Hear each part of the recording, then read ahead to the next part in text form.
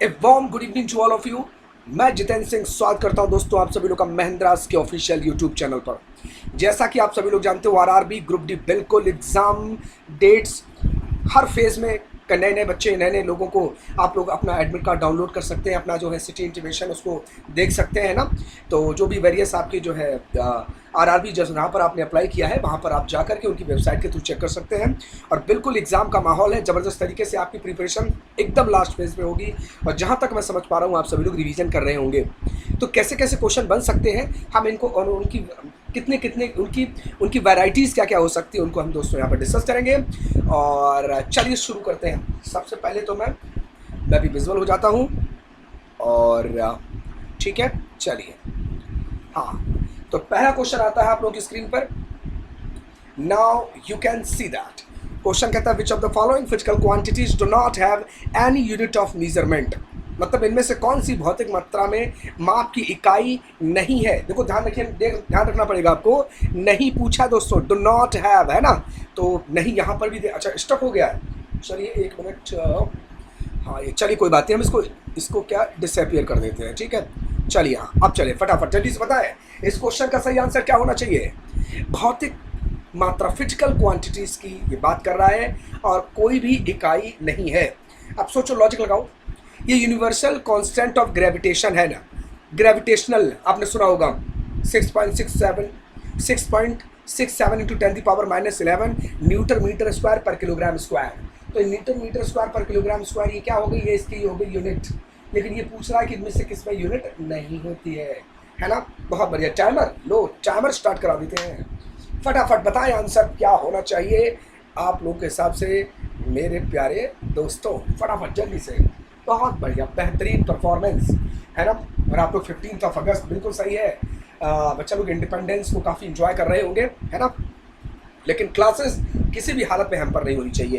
तो फटाफट आंसर बताएं। बिल्कुल बिल्कुल बिल्कुल। अब सुनिए, आप सभी लोग मेरी बात को गौर से सुनिए। चलते एक बार एक्सप्लेनेशन की तरफ। स्पेसिफिक ग्रेविटी क्या होता है? देखो टेंशन का भी होता है प्रस्ताव भाई, तनाव का भी होता है, प्लैंक कांस्टेंट जो प्लैंक स्थिरांक होता है उसका भी होता है, इसका भी हमने आपको अभी भी बताया।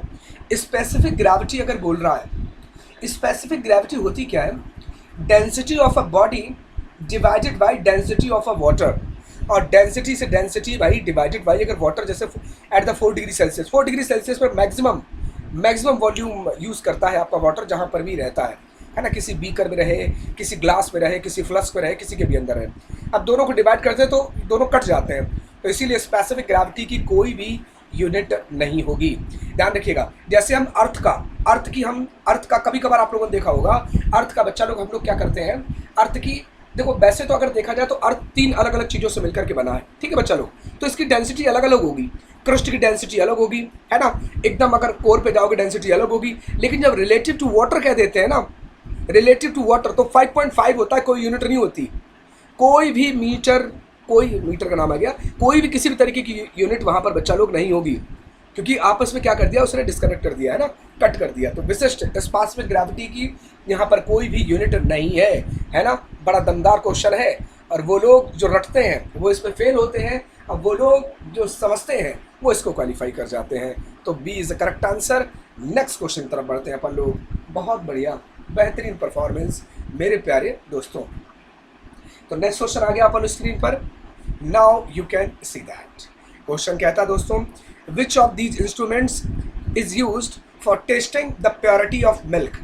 मतलब इनमें से कौन सा ऐसा उपकरण है जो मिल्क होता है, दूध की शुद्धता को, ध्यान रखिएगा, दूध की शुद्धता को है ना। यहाँ पर अगर हम देखें प्योरिटीज़ को चेक करता है, टेस्टिंग करता है किसकी, प्योरिटीज़ की। योर ऑप्शंस आर हाइड्रोमीटर, अगर आप लोग देख पा रहे हैं, hydrometer, lactometer, galvanometer and a meter. अब देखो लैक्टो से ही आपको पता चल रहा हो। पहली बात तो आप खुद ही कोशिश करें है ना। मैं भी पहले आंसर बता देता हूँ। गिरते हैं घुड़सवार ही मैदान जंग में, अब लोग क्या गिरेंगे जो घुटनों के बल चले है ना। कोशिश करने वालों की कभी हार नहीं होती है ना। चलिए बहुत बढ़िया। चलिए अब सुनिए मेरी बात, बड़े ही गौर से समझें आप सभी लोग। मैंने आपको स्टार्टिंग में ही हल्का सा हिंट दे दिया था, अगर आप लोगों ने सुना हो। लैक्टो लैक्टोमीटर क्या होता है, एक रिलेटिव डेंसिटी चेक करता है किसकी, मिल्क की। सो ध्यान रखिएगा, इसी डेंसिटी से हम लोग प्यूरिफाई कर लेते हैं कि मिल्क कितना प्यूरिफाइड है या फिर नहीं है ना। स्पेशली ये डिज़ाइन किया जाता है, एकदम हाइड्रोमीटर वाला कॉन्सेप्ट है यहाँ पर, ठीक है दोस्तों, ध्यान रखिएगा। हाइड्रोमीटर, लैक्टोमीटर और गैल्वेनो एमीटर। तो ध्यान रखिएगा, लैक्टो आ गया है तो लैक्टो लगा देंगे, B is the correct answer, है ना। चलिए खैर, ओके, तो नेक्स्ट क्वेश्चन की तरफ बढ़ते हैं, बी करेक्ट हो गया। नेक्स्ट क्वेश्चन की तरफ बढ़ते हैं अपन। नेक्स्ट क्वेश्चन कहता है दोस्तों, which of the following state is not crossed by the tropic of cancer. मतलब इनमें से कौन सा ऐसा स्टेट है जो कर्क रेखा से पार नहीं होता।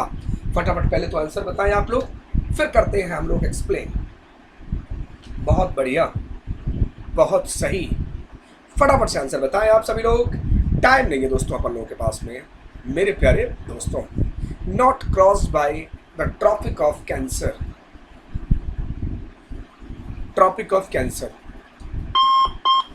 Time up, time up, time up, time up. अब सुनिए मेरी बात, बड़े गौर से समझिए आप सभी को। देखो दोस्तों,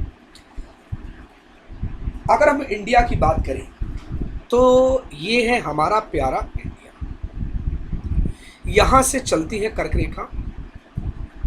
कुछ ज्यादा ही नीचे कर दिया मैंने इसको, है ना।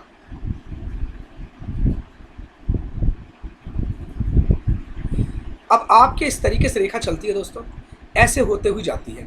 यहाँ पर बीच में पड़ता है बांग्लादेश, लेकिन यहाँ पर कॉर्नर में इस तरीके से त्रिपुरा और ये पड़ता है मिजोरम।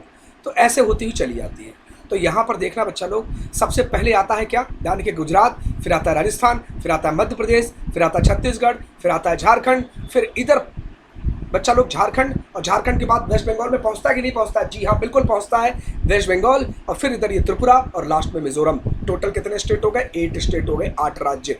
ध्यान रखिएगा दोस्तों, 8 राज्यों से निकल करके जाती है। अब इन्होंने पूछा है किनमें से पार नहीं होती, किसमें से पार नहीं होती। मोस्ट ऑफ द पीपल बोलेंगे जितेंद्र सर उड़ीसा से जाती है। आप इस मैप पे मत ध्यान दीजिएगा, थोड़ा सा हल्का सा थोड़ा सा टिल्टेड हो गया है, ठीक है दोस्तों। तो फिलहाल उड़ीसा से नहीं जाती है, उड़ीसा से नहीं जाती है। और छत्तीसगढ़, चंडीगढ़ मत समझ लेना, छत्तीसगढ़ है ना। 2000 में जब एमपी से 2000 में एमपी से अलग हुआ था, तो छत्तीसगढ़ से भी जाती है, ठीक है बच्चा लोग। तो उड़ीसा यहाँ पर करेक्ट आंसर हो जाएगा, मतलब नहीं पूछा है उसने, है ना। फिर किस पर से होती हुई जाती है, ऑप्शन नंबर राजस्थान को चूज कर ले और बस हो गया। ऐसा नहीं होना चाहिए। कंफर्म हो गया दोस्तों। तो C is a correct answer according to this question, C is a correct answer. बहुत बढ़िया। नेक्स्ट क्वेश्चन की तरफ पढ़ते हैं अपन। नेक्स्ट क्वेश्चन आ गया अपन स्क्रीन पर, now you can see that. Question क्या कहता है दोस्तों, क्वेश्चन क्या कहता है बच्चा लोग, क्वेश्चन कहता है which of the eastern most longitude of India. Bharat का सर्वाधिक पूर्वी देशांतर कौन सा है। देखो ईस्टर्न मोस्ट है ना, पूर्वी देशांतर। अब सोचो, खुद लॉजिक लगाओ भाई। आपको इंडिया का पूरा का लैटिट्यूड और लॉन्गिट्यूड ध्यान रखिएगा। जैसे इंडिया है दोस्तों, ठीक है बच्चा, इंडिया है, तो इसका अगर देखा जाए तो ये क्या है, ये क्या है, लॉन्गिट्यूड है। ये क्या है, ये भी लॉन्गिट्यूड है। ये भी ईस्ट है और ये भी ईस्ट है, ध्यान रखिएगा, क्योंकि ये ईस्टर्न हेमिस्फीयर के अंदर है। और ये वाला, ये हम किसको क्या बोलते हैं, इसको बोलते हैं लैटिट्यूड, है ना, लैटिट्यूड। ये भी लैटिट्यूड है और ऊपर की तरफ ये बच्चा लोग, ये भी लैटिट्यूड है, लद्दाख। तो ध्यान रखिएगा दोस्तों, हमेशा ध्यान रखिएगा बच्चा लोग। आपको भैया ये चारों के चारों कोऑर्डिनेट्स पता होने चाहिए, पता होने चाहिए। फिलहाल इन्होंने बात की पूर्वी देशांतर की, तो ध्यान रखिएगा 68 डिग्री 7 मिनट, C is a correct answer. बहुत ही प्यारा क्वेश्चन है, बहुत ही प्यारा क्वेश्चन है दोस्तों।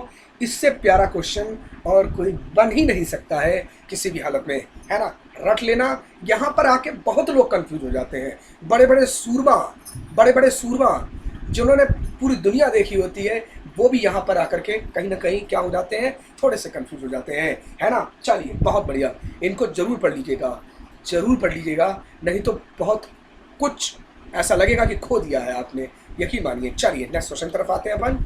नेक्स्ट क्वेश्चन आ गया अपन स्क्रीन पर, now you can see that. Question कहता है बच्चा, which of the following country have common frontier with the Indian state like Uttarakhand, Uttar Pradesh, Bihar, West Bengal and Sikkim.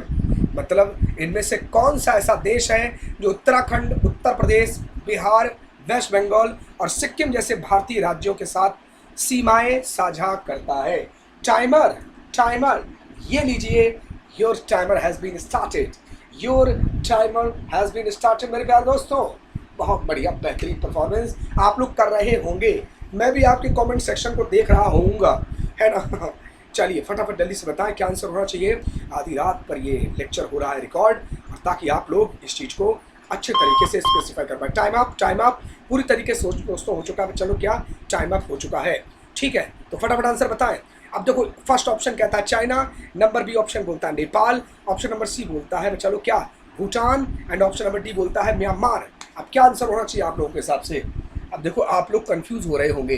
देखो भूटान में तो नहीं होगे कंफ्यूज, है ना, भूटान छोटा सा पर्टिकुलर कंट्री है ना, भूटान में तो नहीं हो रहे होंगे, है ना, ठीक है। अच्छा भूटान तो चलो खैर ठीक है, कोई दिक्कत नहीं है, लेकिन आप लोग कंफ्यूज हो रहे हैं चाइना और नेपाल के अंदर, चाइना और नेपाल। लेकिन बेटा एक बात हमेशा ध्यान रखिएगा भाई, चाइना की बाउंड्री इसमें यूपी आ गया, उत्तर प्रदेश के साथ तो शेयर करता नहीं है। बिहार नेपाल की बाउंड्री को तो शेयर करता है यार, है ना। वेस्ट बंगाल ये भी नेपाल की बाउंड्री को शेयर करता है। तो ध्यान रखिएगा, केवल उत्तराखंड लेकर के चाइना मत लगा देना। Nepal is the correct answer. Exactly बच्चा लोग, नेपाल यहाँ पर पूरी तरीके से करेक्ट आंसर है मेरे प्यारे दोस्तों, ठीक है, बहुत बढ़िया बहुत बढ़िया।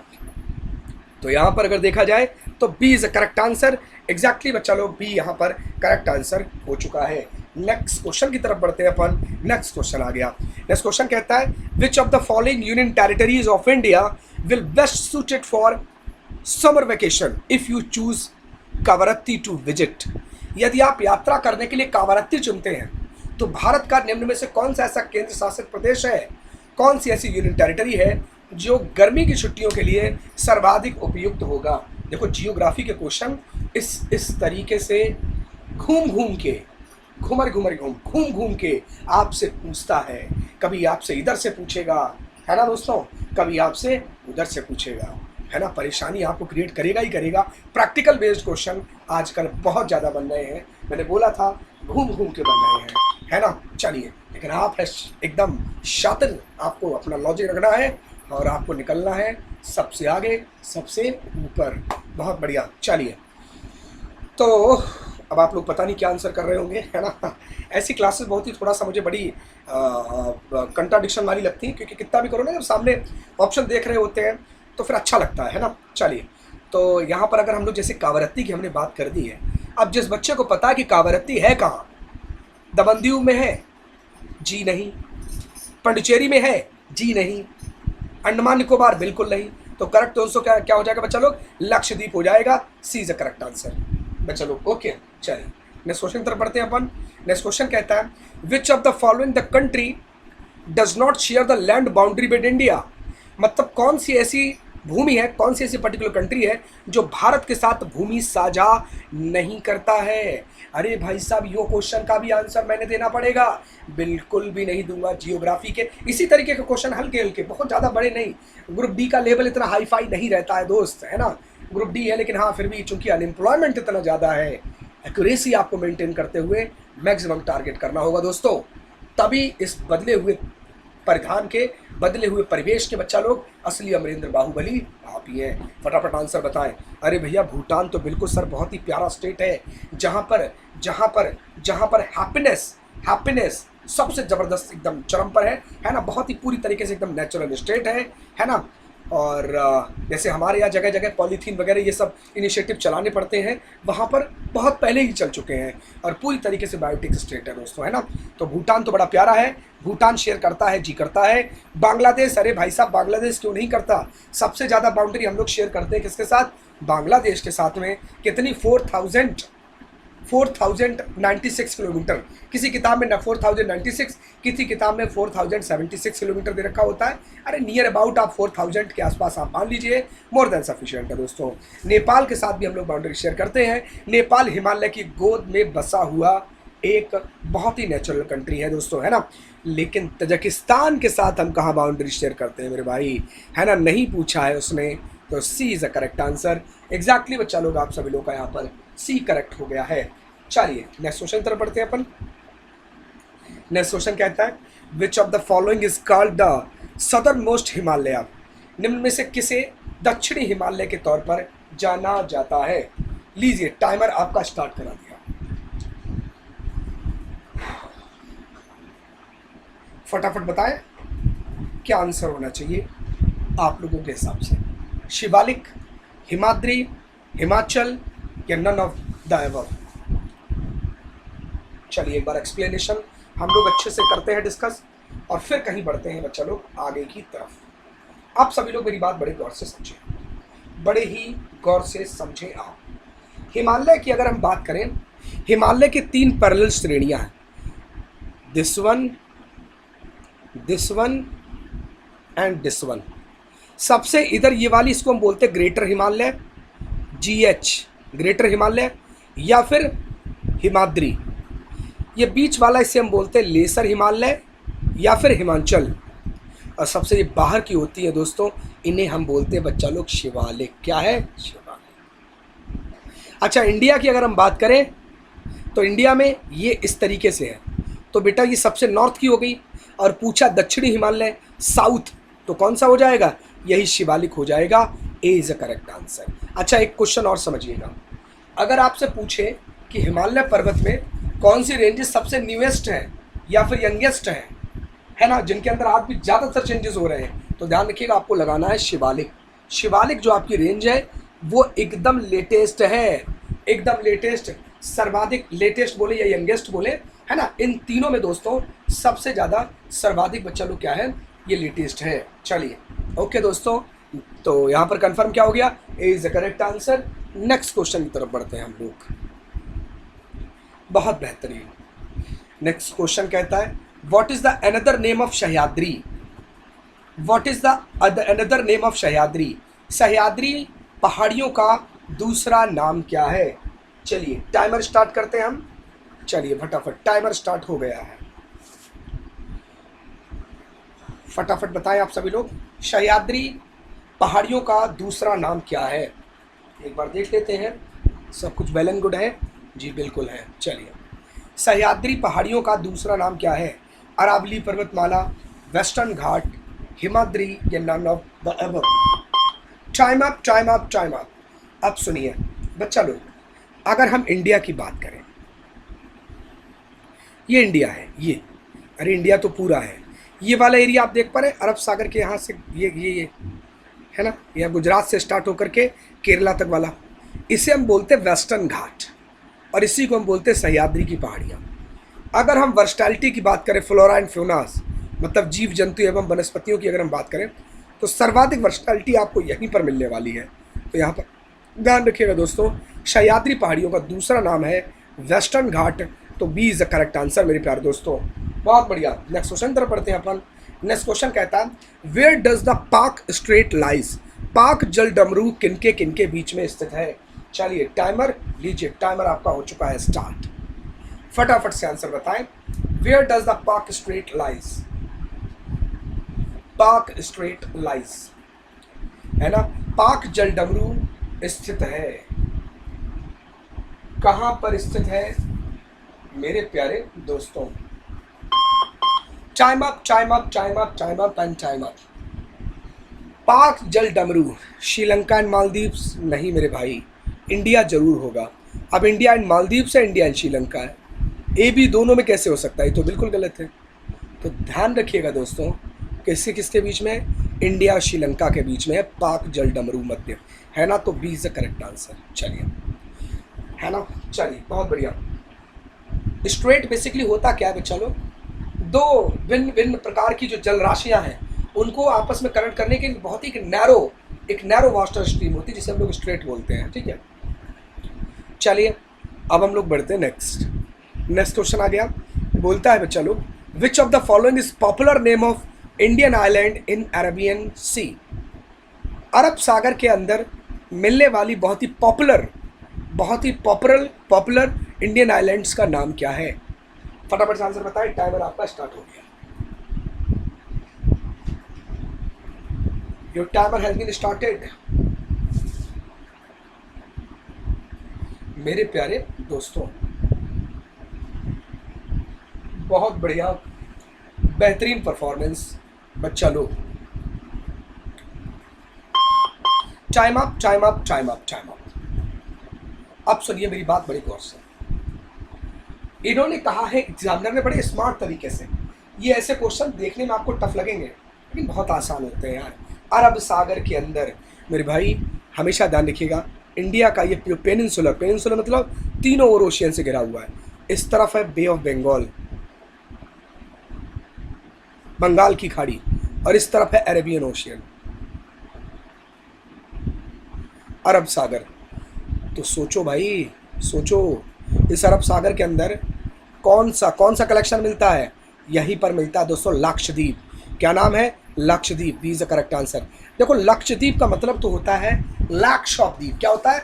लाख ऑफ द्वीप मतलब लाखों है, लेकिन लाखों नहीं है, ओनली 36 नंबर ऑफ आइलैंड्स हैं बच्चा लोग, है ना। कई कई तो निर्जन है, मतलब वहाँ पर इंसान का ही वास नहीं है ना, केवल केवल पक्षी अभ्यारण्य भी है ना। ऑफिशियल लैंग्वेज वहाँ की मलयालम है लक्षद्वीप की। चलिए, तो यहाँ पर करेक्ट आंसर बी हो जाएगा दोस्तों, है ना।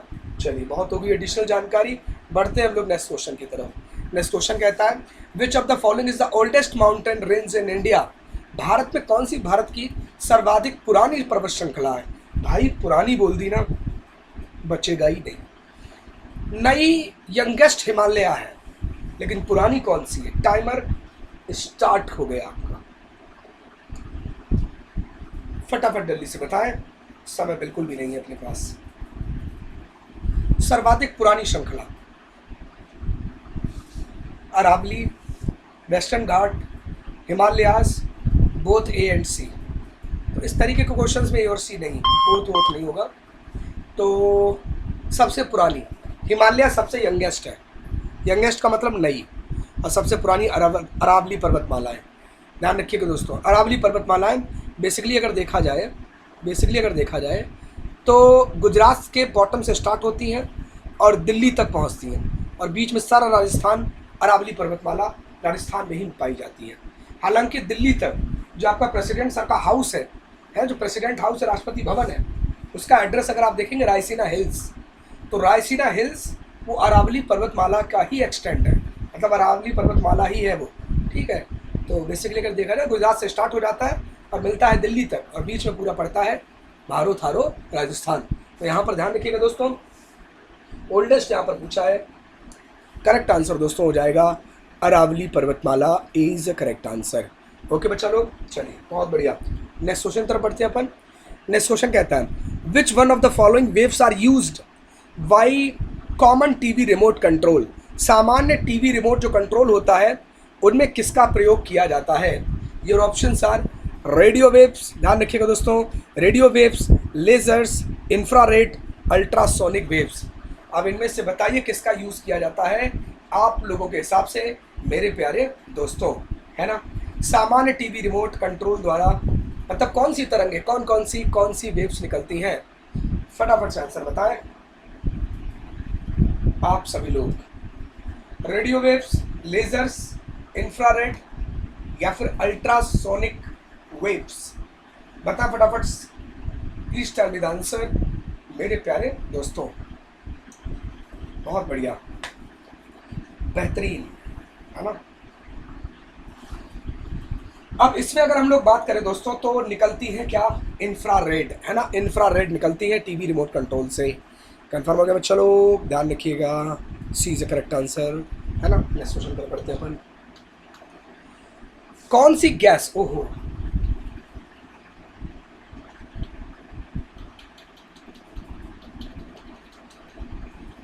चलिए थोड़ा सा हम लोग आगे चले गए, रिमोट कंट्रोल वाला हो गया ना।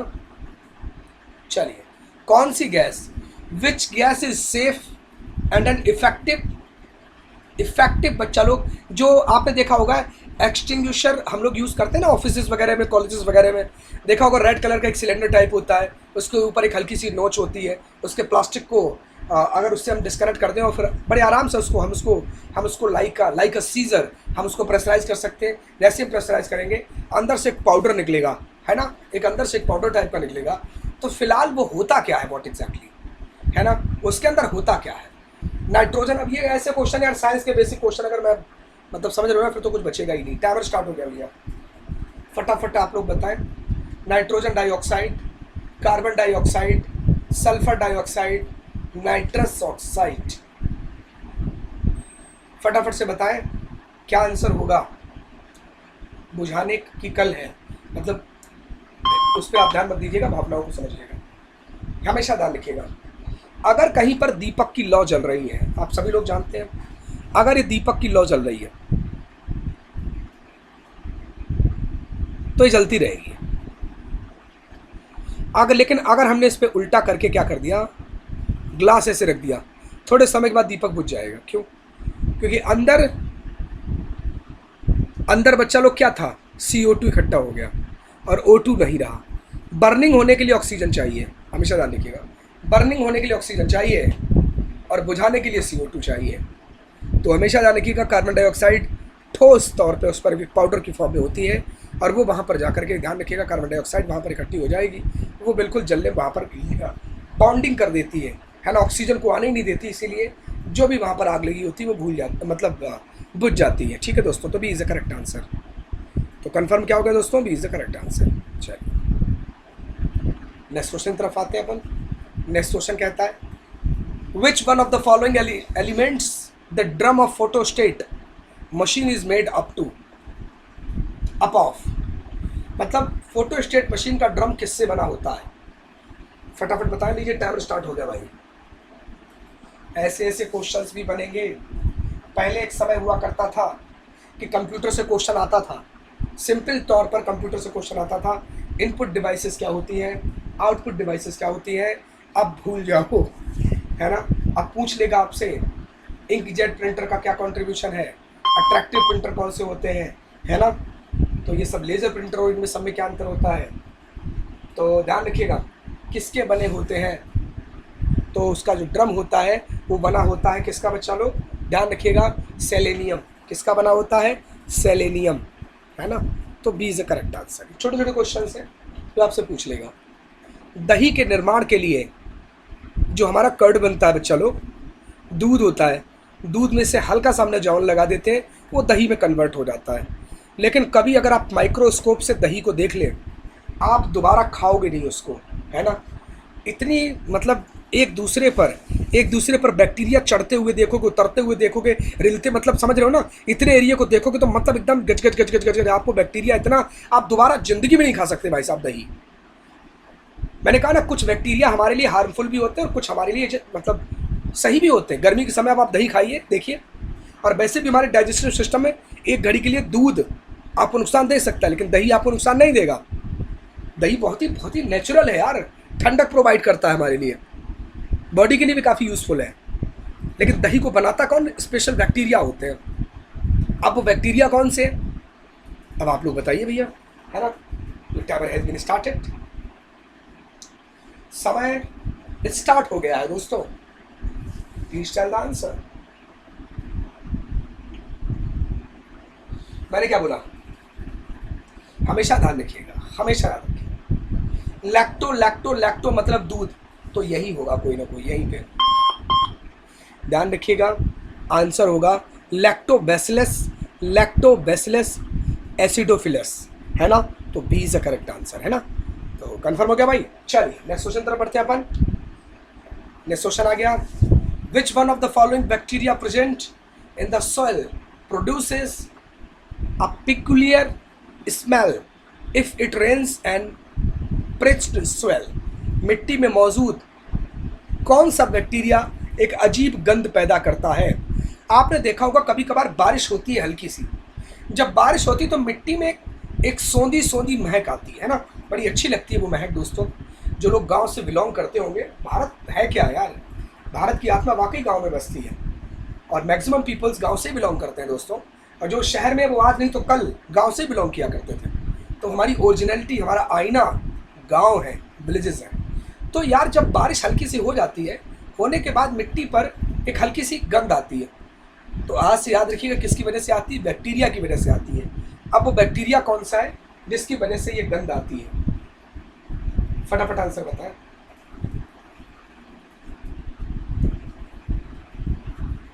ध्यान रखिएगा क्या नाम होगा, स्ट्रेप्टोमाइसिट्स इज द करेक्ट आंसर। इसी की वजह से हल्की जब बारिश हो जाती है ना, तो मिट्टी एक अजब तरीके की गंध पैदा करती है। यहाँ पर करेक्ट दोस्तों आंसर ए हो चुका है। चलिए हम लोग बढ़ते हैं नेक्स्ट क्वेश्चन की तरफ। और नेक्स्ट क्वेश्चन आ गया दोस्तों, अपन लोगों की स्क्रीन पर क्वेश्चन कहता है, in poorly ventilated buildings which one of the following inert gases can be accumulated. बड़ा ही प्यारा क्वेश्चन है। खराब और हवादार इमारतों में कौन सी अक्रिय गैसों को संचित किया जा सकता है ना। देखो मैं आपको एक बात बताता हूँ, ये खबर है अमेरिका की, साउथ अमेरिका की बात है। कुछ मरीज आने लगे, उनको एक लंग्स की स्पेशल टाइप की बीमारी होने लगी, बड़ी खतरनाक सी थी वो। एक केस आया, कोई दिक्कत नहीं होता कभी कभार। जब एक पर्टिकुलर जगह से सारे के सारे केसेस आए, तब गवर्नमेंट ने इसको एनालिसिस करना शुरू किया।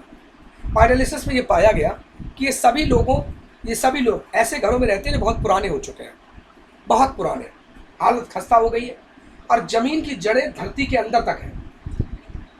तो पाया गया कि अंदर से गैस निकलती है जो दिखाई नहीं देती है, रंगहीन है, पता नहीं चल पाता, गंधहीन है, और वो हवा में ले लेते हैं और लेने की वजह से लंग्स में बहुत ही गलत तरीके के, मतलब हमारे बॉडी पर नेगेटिव इम्पैक्ट डाल रहा है। उसी को कहा गया रेडॉन। क्या कहा गया? रेडॉन। और सुनो, जहाँ कहीं पर भी भूकंप आता है तब वहाँ पर रेडॉन गैस हल्की सी रिलीज जरूर होती है, धरती के अंदर से निकलती है। और एक बात और याद रखिएगा, एक बार किसी अच्छे लेवल के एग्जामिनर ने पूछा भी था, रेडॉन को लैब में नहीं बनाया जा सकता है ना, नहीं बनाया जा सकता। तो ध्यान रखिएगा दोस्तों, तो D is a correct answer.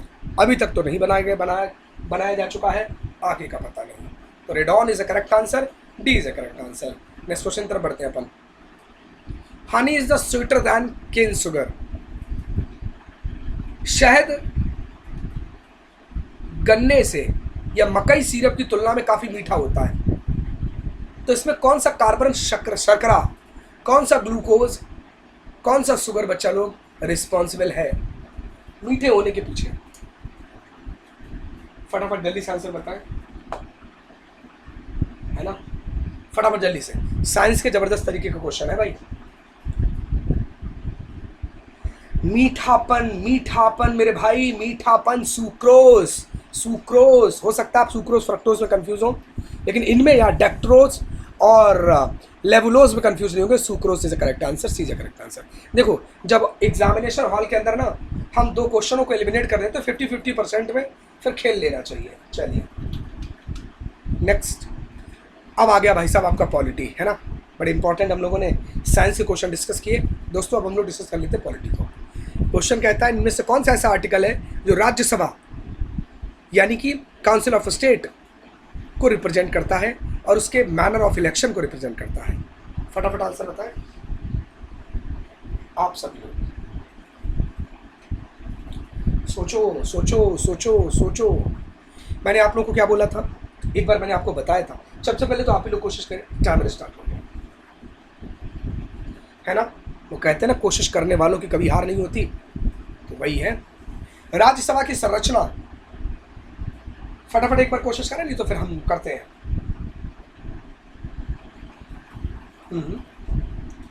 फटाफट जल्दी से बताएं मेरे प्यारे बच्चों। आप सुनिए बच्चा लोग, पार्लियामेंट होता है, पार्लियामेंट के दो पार्ट होते हैं, एक अपर हाउस राज्यसभा, एक लोअर हाउस लोकसभा। अब एक पार्लियामेंट होगी, आर्टिकल इसके लिए 79 है, तो पहले अपर ले आओगे, आर्टिकल क्या हो गया 80, बोलो हाँ या ना। फिर लोअर ले आओगे, आर्टिकल क्या हो गया 81, बोलो हाँ या ना। तो भैया राज्यसभा किसके बारे में लिखा है, कहाँ पर लिखा है? आर्टिकल 80 लिखा है, तो डी इज करेक्ट आंसर, बोलो हाँ या ना। अगर लोकसभा पूछा होता तो आर्टिकल 81 हो जाता, बोलो हाँ या ना, है ना। चलिए बहुत बढ़िया, इसी तरीके क्वेश्चन किया करो यार। राज्यों और केंद्र शासित प्रदेशों के बीच में राज्यसभा के प्रतिनिधियों की संख्या इनमें से कितनी है? अगर 1 से 2 बार आपने हल्का सा, इवन आपने लूसेंट भी पढ़ी है, तो वहां पर भी बड़े अच्छे तरीके से इसको इलॉबरेट किया गया है। राज्यों एवं केंद्र शासित प्रदेशों यानी कि जो 12 मेंबर हैं नॉमिनेटेड, है ना, जो आर्ट्स से हैं, लिटरेचर से हैं, सोशल सर्विस से हैं बच्चा लोग, उनको निकाल दिया गया यहाँ पर प्रतिनिधि। तो ध्यान रखिएगा दोस्तों, 238 is the correct answer, A is the correct answer, absolutely बच्चा लोग, A is the correct answer. Next question तरफ बढ़ते हैं अपन। नेक्स्ट क्वेश्चन कहता है, how many number of members are nominated by the president to the Rajya Sabha. Rajya Sabha द्वारा राज्यसभा के लिए, राष्ट्रपति द्वारा राज्यसभा के लिए कितने सदस्यों को मनोनीत किया जाता है? टाइमर स्टार्ट हो गया। मैं भाई नहीं दे रहा इस क्वेश्चन का आंसर, अभी अभी डिस्कस किया है, आप लोग खुद ही बताएं, आप लोग खुद ही बताएं मेरे प्यारे दोस्तों।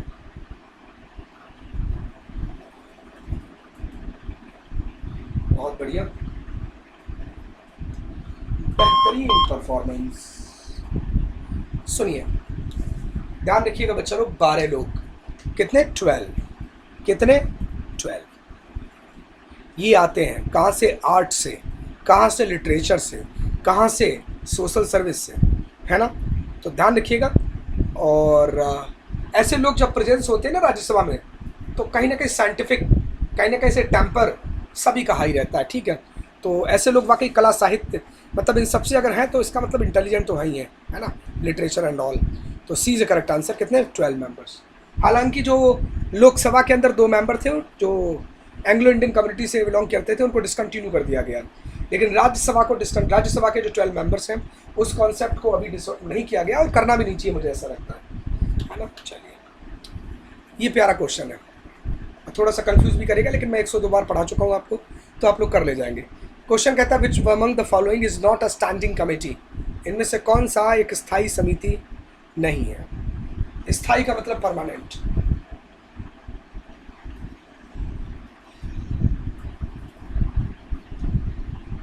पब्लिक अकाउंट्स कमेटी, लोक लेखा समिति, कितना पैसा आ रहा है, कितना ज़्यादा जा रहा है, 1 साल के लिए बनेगी और हर साल बनती है ये, है ना, तो ये परमानेंट हो गई। एथिक्स, आचार समिति, सभी लोग एथिकल, ऐसा तो नहीं जूते चप्पल चल रहे हैं पार्लियामेंट के अंदर, वो एथिक्स है।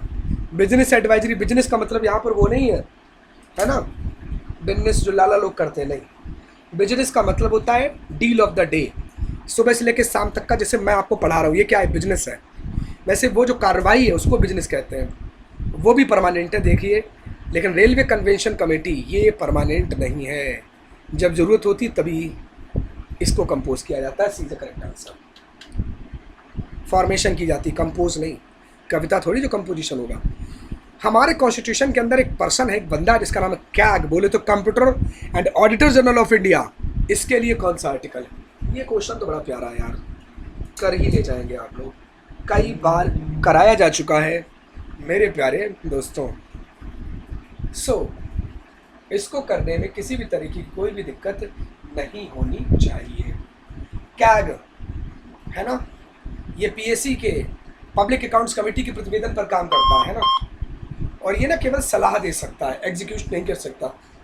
असल में देखता कि जो पैसा निकला है वो सही जगह पर गया है कि नहीं, मितव्ययिता बरती गई है कि नहीं बरती गई है। कैग के लिए आर्टिकल ध्यान रखिएगा दोस्तों, रट लो इसको, 148 फॉर कैग।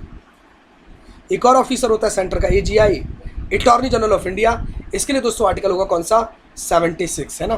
तो कंफ्यूज मत होइएगा, A is the correct answer. Exactly बच्चा लोग, A is the correct answer. Next question तरफ बढ़ते हैं। कैग की नियुक्तिकर्ता कौन है? Comptroller and auditor general of India is appointed by. Timer start हो गया आप लोगों का। अब यो ऐसे क्वेश्चन भाई साहब नहीं कर पाओगे तो फिर कैसे करोगे, फटाफट आंसर बताएं। कैग की नियुक्ति कौन करता है? Prime minister. वैसे तो सारे अपॉइंटमेंट के पीछे प्राइम मिनिस्टर ही है, लेकिन फिर वही बात है ना, जो सबसे बड़े भैया उन्हीं का नाम होगा। कौन है वो? President sir. President sir UPSC के चेयरपर्सन को अपॉइंट करते हैं, यही कैग को करते हैं, यही एजीआई को करते हैं। ध्यान रखिएगा दोस्तों, सबको यही करते हैं ना, तो ध्यान रखिएगा बच्चा लोग, सबको तो नहीं, कुछ एक्सेप्शन नहीं है, लेकिन मैक्सिमम को यही करते हैं, आप ऐसे कह सकते हैं। तो C is the correct answer. चलिए बढ़िया, बहुत बढ़िया। नेक्स्ट क्वेश्चन तरफ आते हैं। कैग का कार्यकाल कितने साल का होता है? लीजिए टाइमर स्टार्ट हो गया। कैग का कार्यकाल, द टर्म ऑफ ऑफिस, मेरे प्यारे दोस्तों, कैग का ध्यान रखिएगा, फटाफट कोशिश करें। वो कहते हैं ना कि कोशिश करने वालों की कभी हार नहीं होती, तो ध्यान रखिएगा बच्चा लोग। 5 years और एज ऑफ 60, 6 years और एज ऑफ 65, 4 years और एज ऑफ 65। तो ध्यान रखिएगा कितना ऐसे होता है, 6 years और 65, ये रिटायरमेंट एज है और ये कार्यकाल है। मतलब 30 साल का एक बच्चा कैग बना दिया गया, अरे बच्चा नहीं, एक पर्सन को, एक ऑफिसर को कैग बना दिया गया, तो वो 36 तक अपनी एज तक रहेगा। लेकिन कोई पर्सन 62 की एज में बना दिया गया है, वो सिर्फ 3 साल ही रह पाएगा, मतलब वो 6 कंप्लीट नहीं हो पाएगा। इसीलिए कहते हैं विच कम्स अर्लियर, दोनों में से जो पहले हो जाए। चलिए नेक्स्ट क्वेश्चन तरफ बढ़ते हैं अपन। यहाँ पर दोस्तों अगर देखा जाए चलो, तो बी हो गया करेक्ट आंसर। चलिए नेक्स्ट क्वेश्चन कहता है who is the current CAG of India. Bharat के वर्तमान कैग कौन है। Your option are Shashikant Sharma, Rajiv Mehrishi, Vinod Rai and VN Kaul. क्या आंसर होना चाहिए भाई आप लोगों के हिसाब से। वर्तमान में कैग कौन है। Shashikant Sharma, Rajiv Mehrishi, Vinod Rai and VN Kaul. सोचें और आंसर दें मेरे प्यारे दोस्तों। बहुत बढ़िया, सोचो सोचो।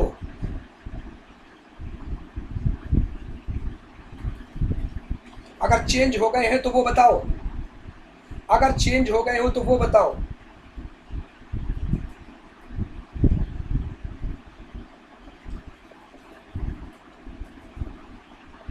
अगर प्रेजेंट टाइम पर चेंज हो गए हो तो वो भी बताएं। कंफ्यूजन ही कंफ्यूजन है ना।